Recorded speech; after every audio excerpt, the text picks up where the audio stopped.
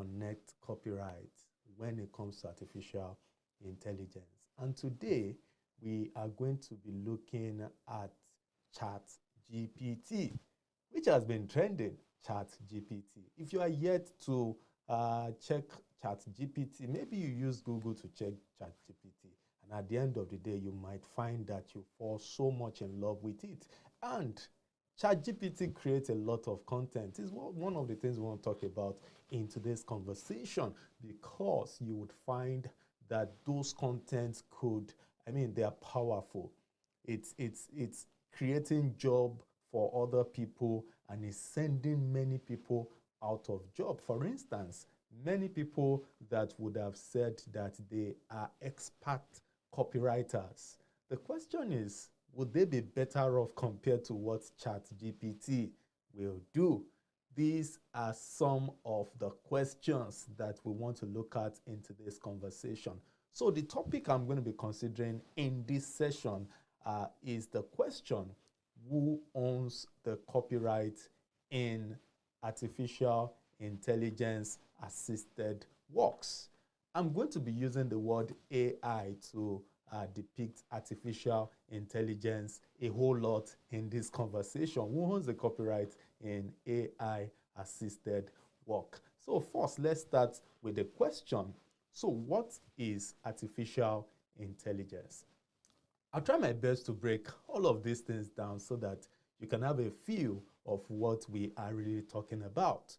Now, imagine places and subjects where there would have been a need for some human intervention. And imagine now leveraging on tools like software, tools like computer program, and all of those things. Imagine leveraging on those tools to get at least exactly or about the same results that human intelligence would have gotten for you. This is what AI is all about. And today, as mentioned earlier, we want to really dig down deep into ChatGPT. Again, you need to check ChatGPT to really see a whole lot of things that it can do. So, what is beautiful about ChatGPT? One of those beautiful things, so ChatGPT is an example of an AI-powered intelligence. And why do I call it an intelligence platform? I mean, an AI-powered intelligence. Now, ordinarily, human efforts through people, so you could say copywriters, you could even say composers. So through human efforts, people could compose a whole lot of things that are subject matters of copyright. So that would mean that, like, I want to compose music, that would be my intellectual effort. I want to compose a poem. That would be my intellectual effort. I want to compose or even author a book. That would be my intellectual effort. A whole lot of things I might want to do will come from my intellectual effort. But where ChatGPT comes in is that it could really, based on the instructions given to it, create all of these things that we have talked about, and what more, even many other things, thousands, hundreds, and millions of other things that we may yet still be unable to even comprehend, depending on how it is programmed or the input that is given to ChatGPT. And take this classic example. Here's my book, Structure Secrets for Startups. I decided to use ChatGPT, and I gave a prompting to ChatGPT, and I said, can you transcribe my book, Structure Secrets for Startups, to French? So I decided to put in the English version of my book, and voila, it came out with the French version. can I just do a download of this content and then decide to have it printed and expand my market reach for this book to France and many other French-speaking countries? You said, wow, there. That was what it was like for me as well when I made that attempt on ChatGPT.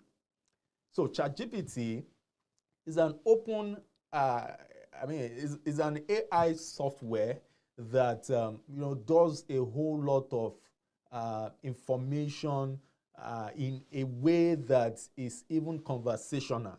So you can engage with it and without even mentioning any form of technology that we used to know until now. So let me just get into it now. Ordinarily, if you want to do a search, you go on any of these search algorithms, any of these search sites, and then you input information, and then there is an output. Now, that output is not in any way conversational. You still have to dig, bring information together, and then express your thoughts. That was the state of art that we used to know. But what ChatGPT, among other AI-powered solutions, have done is to then create a platform that is conversational and is able to put thoughts together in such a way that you don't even need to stress yourself.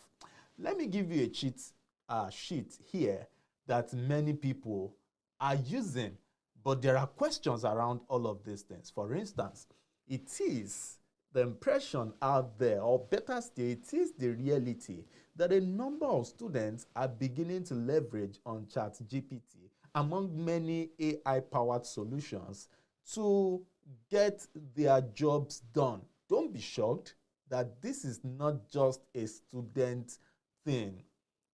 It is also a lecturer thing. So a number of lecturers are also leveraging on this kind of solutions to put together their content. And the question you then want to ask is, so in this situation, who owns all of this content that are being disseminated or sent out to the public?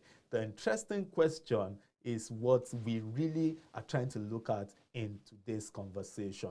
And I'm going to be looking at this I will attempt to answer this because I see that we have a spread of audience across the globe from different parts of the world. So I will attempt to address this conversation looking at least 4 different countries.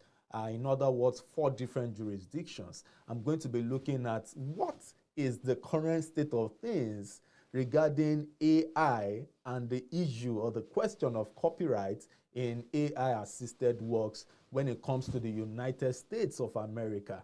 I want to look at what is the situation in the United Kingdom. I want to look at what is the situation in the People's Republic of China. And of course, I want to bring it back home to look at what is the situation in our country, Nigeria. And these are the 4 places that we are going to be considering in today's conversation. But on a general note, I want to throw a question to you, and I need you to get to the comment box. Let me hear your thoughts around what you think. Generally speaking, you might agree that ChatGPT, among many other softwares or many other programs, as a product of certain programmers, or at least a programmer. So somebody must have been behind that structure, so to speak. You might also agree, if you have used ChatGPT before, that it needs to be questioned, or you need to impute information, and it is what you impute that will determine the output, what you get. So that's the user factor. And then you might also then want to look at it that ChatGPT itself is a software. it's in a fixed, definite form, if you want to use that word. So the question then is, who do you ideally think will or should own every expression or any expression that comes from ChatGPT? Do you think it should be the programmers that designed ChatGPT? Do you think it should be ChatGPT itself because it really has been designed and it's the one that is doing the job? Or do you think that this should be the user, that is, the person that imputes the information and guides the output that comes from ChatGPT? Or if you want to look at it another way around, do you think that it should be considered for co-authorship? And if you are going for co-authorship, would you be saying that the co-authorship should be a co-authorship between the user and the programmers of ChatGPT? Or better still, it should be between the user and ChatGPT itself? Or maybe it should just be ChatGPT and the programmer? I mean, these are very interesting things that are out there. And I would just love to test your thoughts about this interesting conversation before we really, really dig deep. The beautiful thing about law, of course, is the fact that there's really no absolute response. Law continues to, we continue to build, and it's a social relationship thing. So most times you'd find that really there is no wrong answer when it comes to law. So I do not want you to resist from sharing your thoughts around what you think about this question I just asked. I'd love to know your idea, and I need you to drop it right in the comment box. Let's get this conversation going, and let's make it as interesting as possible. So I gave the example of my book earlier on, and now I said we are going to be considering the 4 different countries: the United States, the United Kingdom, the People's Republic of China, and Nigeria. And then we can then come to the conclusion on what you think, because at the end of the day, it's still going to be about what do you think. Let's start with United States of America. As recently as between late last year until about last week, we had a robust debate. Something very interesting happened where somebody who has been an advocate of AI, artificial intelligence, wrote a novel, or better still, wrote a comic book, and then used artificial intelligence software to design the characters, or better still, to design the images used in that comic book. And then this book was passed on to the U.S. Copyright Office, the United States Copyright Office, and it was approved. But upon going public to announce the success of being the first AI-generated or AI-assisted work to be copyrighted, to be registered as a copyright, the U.S. Copyright Office then did a retraction. And then the debate, or better still, decided to look into whether an AI-assisted solution or AI-assisted product can actually be copyrighted. One of the very, very crucial questions that came up for the U.S. Copyright Office to resolve is the question of originality. As you might well be aware, originality in most cases, or better still, originality, generally speaking, will presuppose some elements and a reasonable extent of human effort. In essence, originality would mean that as a product of some effort from within a human. Now, it is on this basis, again, that the law in the United States presupposes that humans are the subject matter of copyright. Copyright cannot be given to plant, animal, or even nature.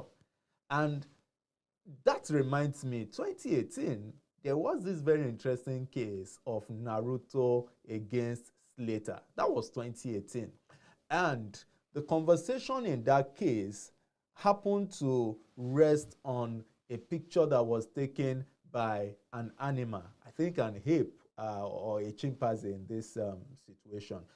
The animal, of course, got a camera. The camera, whether it was positioned or not, well, that wasn't really the subject matter. But the animal decided to pick the camera and then did a selfie. And this selfie got up out there to the public. And the owner of the camera had made attempts to own the copyright in that picture. And then it became a conversation. Can we say that the owner of the copyright is the animal? Because, of course, it was the animal that took the shot.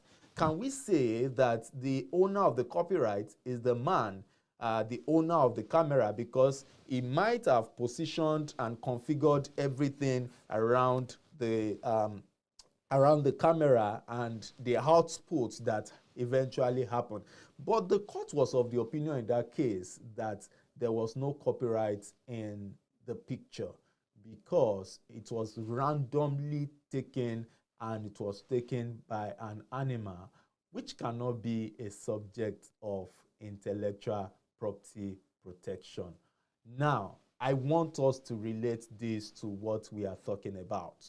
I made mention earlier on about, I think you can check out Chris Castanova.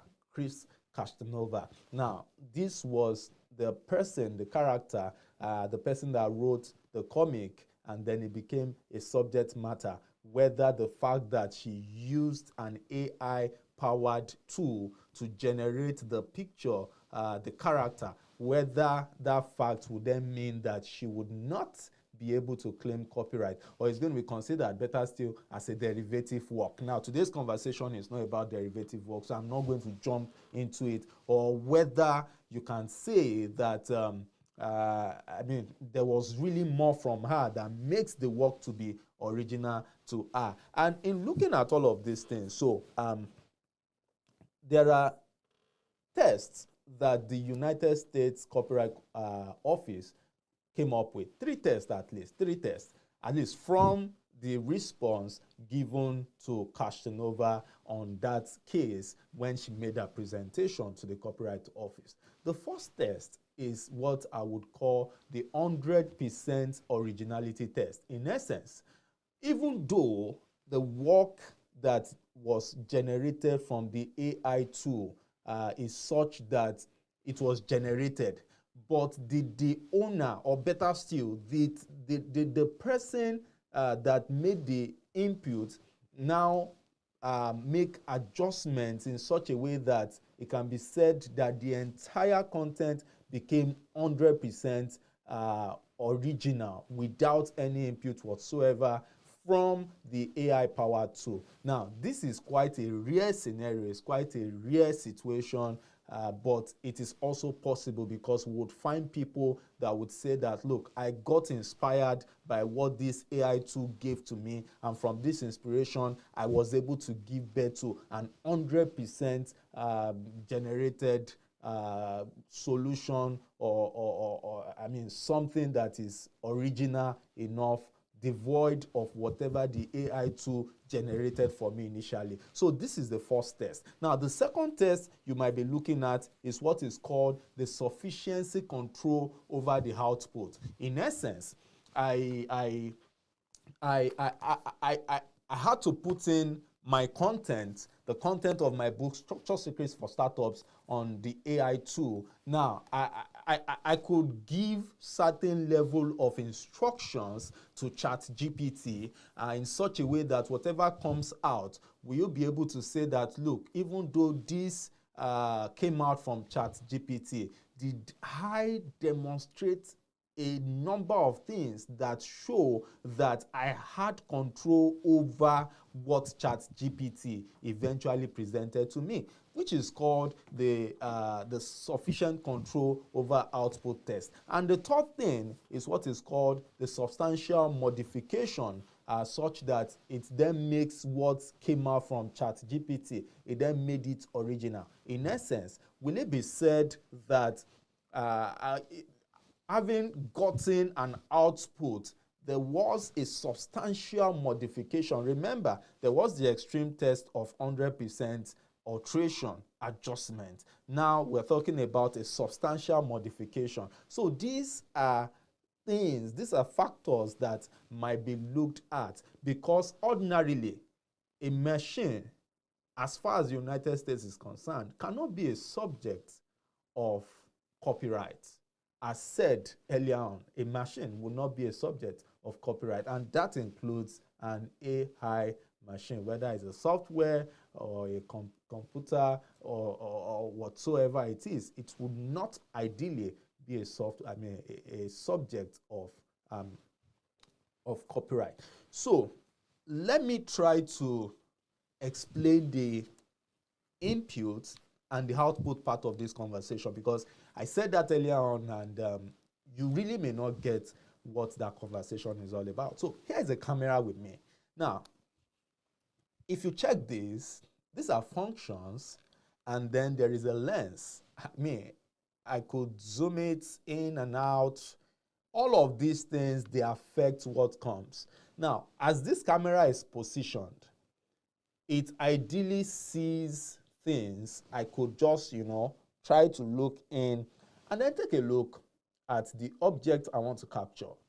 And I could then begin to alter things around, change configuration to get something original. I have given some tests here, and I asked the question as well. Let's bring it home using the United States as a point of reference. Will you love to say that what comes from my shot will be owned by the producers of this camera just because they produced the camera that gave the output? Or would you say that it should be owned by this camera? Or would you say that the fact that there was substantial control, I positioned well to determine, right, the best shot, and then I also checked my configuration, my zooming, all of these things added together was what gave that shot. Now, I am still trying to explain, in essence, the context of input and output. To what extent? What's the extent of the input, and did the input affect the output such that it brought out something original? Did you have sufficient control over what came out? And what came out as well, did you make sufficient alteration and all of that? So these are very, very interesting, crucial things that you may want to consider when it comes to the test of who owns copyright, broadly speaking, in AI-assisted works. Let's jump to the United Kingdom because of our time. Let's jump to the United Kingdom. So I hope that the issue of input and output is really, really dealt with. So just to wrap it up again, my book, Structured Secrets for Startups, the fact that I picked all of the content and then put them in, and then I instructed ChatGPT to transcribe from English to French, is an input. What it brings out is the output. The question again is, will you say that what it brought out is original to me? Right? I still want you to get to the comment box and let me know your thoughts around this. Coming to the United Kingdom, Section 9, Sub 3 of the Copyright and Designs Act of the United Kingdom is very, very instrumental in talking about the issue of copyright and artificial intelligence. I'd love to read that section to your hearing. The section reads that in the case of a literary, dramatic, musical, or artistic work, which is quote and unquote computer generated, the author shall be taken to be the person by whom the arrangements necessary for the creation of the work are undertaken. In the context of our conversation today, and based on Section 9, Sub 3 of the Copyright and Designs Act of the United Kingdom, who would you say owns the output that is generated from ChatGPT? The point is this. As recently as mid last year, the United Kingdom Copyright Office came up with a release on its stand when it comes to AI-powered solutions and works generated or assisted by AI-assisted works, pardon me.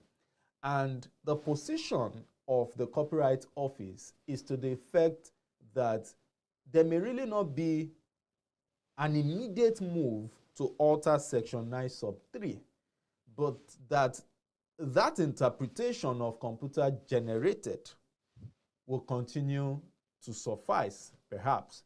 But I kind of disagree with this for good reasons. I disagree with this for good reasons because this will just lead to judicial activism. This law was made way back when people could not even envisage what AI is doing today. And it would just mean that there is really a need to make some alterations that faces the reality of what AI is able to do today. If we are to apply this provision to what AI is doing today, now let me read this part. It says, the author shall be taken to be the person by whom the arrangements necessary for the creation of the work are undertaken. This might mean the person that programmed the AI solution. This might also be interpreted to mean the person that put in the inputs which generated the output. Is the more reason I said this is going to lead to a lot of judicial activism. So I kind of feel that there is a need for the United Kingdom as an entity, especially now that it's off away from the European Union. Now it has to make its own laws, it has to do a lot of things, and this is one of the tests. This is a test of that establishment. This is a test of the United Kingdom as an entity to really, really redefine what it means by, to really do a review of its laws as far as it has to do with artificial intelligence and the reality of AI-assisted works. Let's jump to the People's Republic of China that I'm sure that you want to also take a deep dive into. So, the position in the People's Republic of China, I would want to make reference to a certain case that years ago, but some of you will know Tencent. Tencent, the people behind WeChat, and a lot of many AI-powered platforms and solutions. And one of those solutions happened to be a solution that, content creation, content generator, and then which moves like it produces content so fast. And then somebody somewhere, when I say somebody, I mean a corporate entity now, had decided to pick one of such content.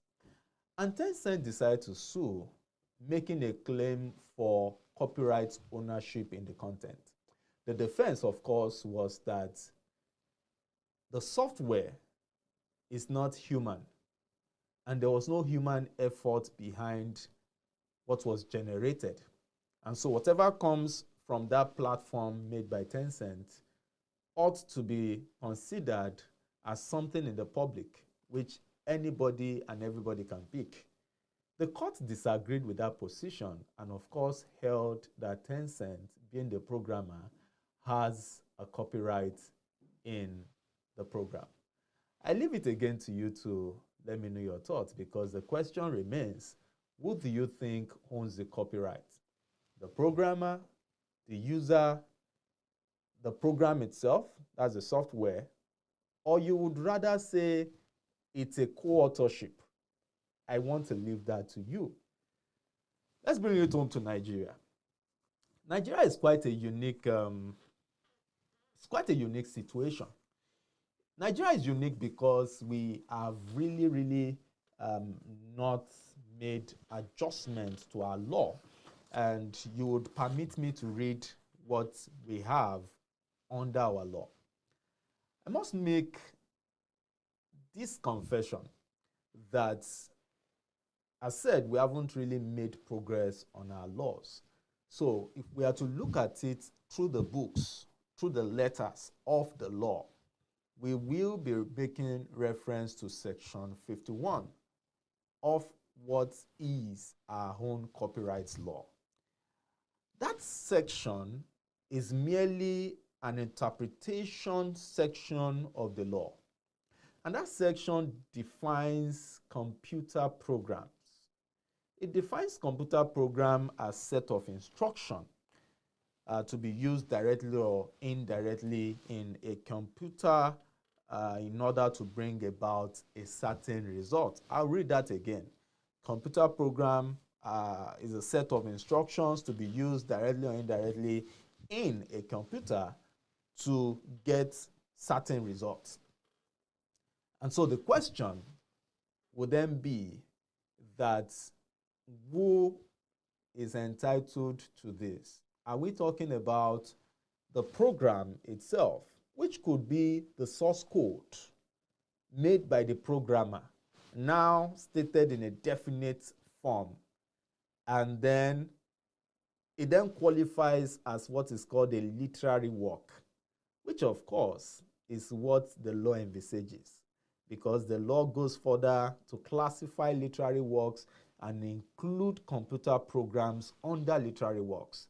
So we would say that if the owner of ChatGPT were to be entitled to some protection in Nigeria, then that protection will be for the source code that was used to put ChatGPT together. But let's do a judicial activism. Let's do a judicial activism on that provision. Now, I wanted to call this a somersault, but let's do a somersault on that provision. Could we say, interpreting again, computer program set of instructions to be used directly or indirectly in a computer in order to bring about a certain result? Could it be said that when I put my instruction together on that ChatGPT, my instruction for it to convert, the result then became something I could say, well, this is an AI-assisted computer program that is qualified for protection under the law? I literally do not think that will flow. And that drives us to one thing.